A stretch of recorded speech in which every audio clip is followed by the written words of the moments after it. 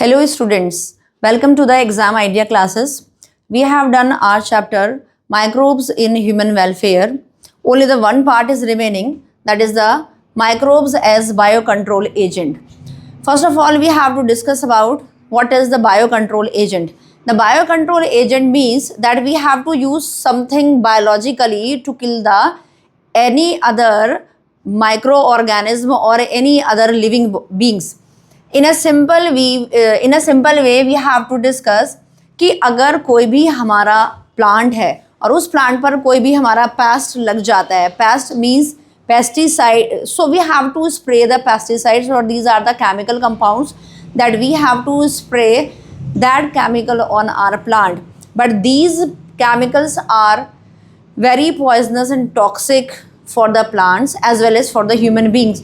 So we have to use something biologically, or we can say we have to use some living organism to kill the living organism that comes under the biocontrol agent. So first of all, we will discuss about the biocontrol agents. So how we can use the microorganism as the biocontrol agent. So the biocontrol means use of biochemical methods for controlling plant diseases and pests. So how we have to control the plant disease and the pest? So the chemical used as pesticides and insecticides. So pesticides and insecticides are the chemicals. Basically the pesticides are used to kill the pest and insecticides are used to kill the insects, because these are harmful for the human beings as well as for the animals. Let's discuss the biological control of pests and diseases, a method of controlling pests or natural prediction. So rather than, this is natural predator और rather than the chemicals, that means हमें chemicals use नहीं करना है, हमें कोई एक natural method use करना है किसी भी insect को और या pest को kill करने के लिए. So the organic farmer creates a system where the pests are not eradicated. कि ऑर्गेनिक फार्मर्स ने क्या किया है, एक सिस्टम आपका इस तरह का क्रिएट किया है जहां पर आप पेस्ट को आप इराडिकेट नहीं कर रहे हो. मतलब इराडिकेट करने का मतलब है कि पूरी तरीके से आप उसको किल नहीं कर रहे हो, बट उसका जो कंसंट्रेशन है उसको आप रिड्यूस कर रहे हो. सो और वी कैन से एक मैनेजेबल लेवल पर उसको हम लेकर आ रहे हैं. सो by kept at manageable level by complex system of check and balance within the living and vibrant ecosystem. For example, here we are using ladybird and the dragonflies. These are used to get rid of aphids. That means the ladybird we will use to get rid aphids. Aphids से बचने के लिए हम ladybird use करेंगे and mosquitoes को kill करने के लिए हम use करेंगे dragonflies. और brassica and fruit tree. brassica हमारा होता है mustard, और हमारे fruits जो trees होते हैं, fruit trees होते हैं, उनको कंट्रोल करने के लिए to control butterfly caterpillar bacteria bacillus thuringiensis is used. That means this is also known as BT. इसको हम बीटी के नाम से भी जानते हैं. That is the bacillus thuringiensis. Basically excuse me. So basically जो आपका कैटरपिलर होता है ये आपका ब्रासिका और फ्रूट ट्री के ऊपर जो है वो फेड करता है, इसलिए हमें यहाँ पर एक बैक्टीरिया बेसिलस thuringiensis को यूज़ करना पड़ता है. बेसिलस thuringiensis के जीन्स को हम प्लांट्स के अंदर इंट्रोड्यूस करेंगे और जैसे ही कोई पेस्ट उस प्लांट को खाता है तो वही किल होगा rather than all the insect pest, क्योंकि हमें सारे के सारे इंसेक्ट पेस्ट को नहीं किल करना है, क्योंकि अगर हम सारे इंसेक्ट पेस्ट को किल कर देंगे तो उसमें वहाँ पर बहुत सारे हमारे बेनिफिशियल इंसेक्ट्स भी प्रेजेंट होते हैं जो पॉलिनेशन में हेल्प करते हैं, और अगर हमारा पॉलिनेशन नहीं होगा so we will not get the food और fruit for the future. So the biological control developed for use in the treatment of plant disease is the fungus trichoderma. एक हमारी फंगस होती है ट्राइकोडर्मा, उसको भी हम as a biocontrol agent use करते हैं. This trichoderma is free living fungi that is very common in the root ecosystem. बहुत सारे ऐसे प्लांट्स होते हैं जिनके रूट सिस्टम में ये प्रेजेंट होती है. That control several plant pathogens, और बहुत सारे प्लांट पैथोजेंस, वो पैथोजेंस जो इन्फेक्शियस होते हैं हमारे प्लांट्स के लिए, तो इस फंजाई को हम ट्राइकोडर्मा को यूज करते हैं. बैक्लोवायरसेस ये भी हमारे पैथोजेंस होते हैं. These are the baculoviruses are pathogens that attack insects and other arthropods, जो हमारे insects और दूसरे arthropods को kill करते हैं. So the majority of the baculoviruses used as a biochemical control agent are in the genus, और इनका genus क्या है? न्यूक्लियोपॉलीहिड्रोवायरस. इनका जो जीनस है वो है आपका न्यूक्लियोपॉलीहिड्रोवायरस. बेसिकली इसको आपने याद रखना है क्योंकि ये आपका एमसीक्यू का पार्ट है. This is the part of your MCQ. So the viruses are excellent candidates for species specific. Species specific का मतलब होता है कि ये अगर किसी एक पर्टिकुलर स्पीशीज को ही किल करते हैं, they will not kill all the plant species or the animal species. So they have the narrow spectrum insecticidal applications. Now the next one is that is the microbes as biofertilizers. As we know about the fertilizers. Fertilizers क्या होते हैं हमारे? Fertilizers होते हैं कि जो हमारे plant को न्यूट्रिएंट्स की सप्लाई करते हैं, जो हमारे प्लांट्स की सॉइल को एनरिच करते हैं बहुत सारे न्यूट्रिएंट्स के लिए.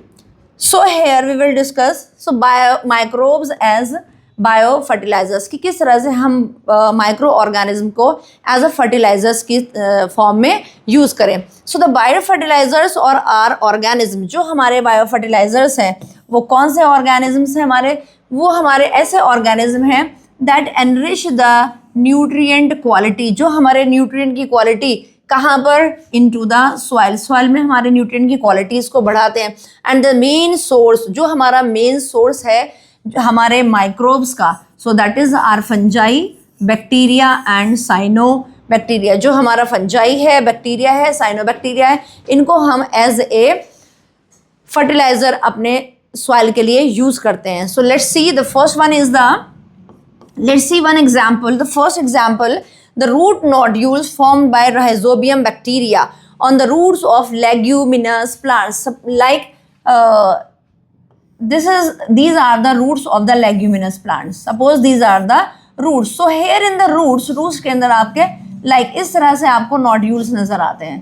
These kind of the nodules. Basically these are the knob-like structures. ये आपकी knob-like structures present होती हैं. So these are known as root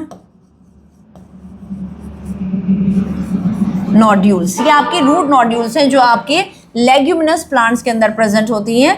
leguminous plants like your P हो गया आपका, that is your leguminous. So that increases the nitrogen level of soil. ये जो आपके राइजो. The second microbe is your Azotobacter and Azospirillum. These azotobacter and azospirillum, these are the free living bacterias.